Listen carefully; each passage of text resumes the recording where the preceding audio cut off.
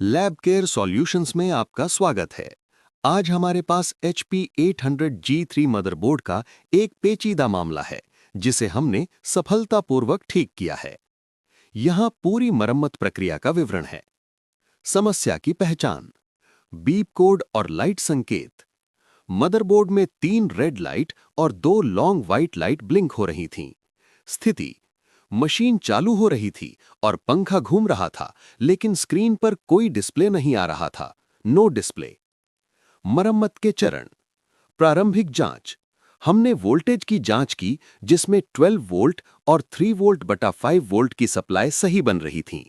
BIOS flashing: हमने BIOS को flash करके भी देखा, लेकिन इससे समस्या हल नहीं हुई। मुख्य खराबी: गहन ट्रेसिंग के बाद हमने पाया कि मदरबोर्ड की 12 वोल्ट वाली आईसी हल्की गर्म हो रही थी, जिससे पता चला कि खराबी इसी आईसी में है।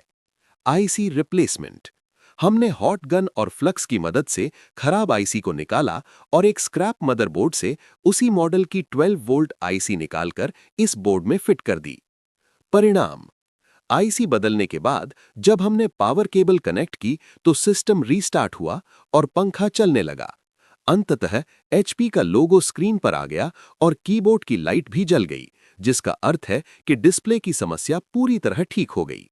लाइक एंड सब्सक्राइब ठोकना मत भूलना भाई लोगों।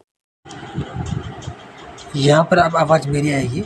हमने विजय केबल लगा दी और पावर केबल भी लगा दी। अब पंखा घूमेगा और डिस्प्ले भी आएगी, क्योंकि उसे हमने रिपेयर किया है, इसलिए लाइट भी चल गई और फाइनली ये चालू हो गया है।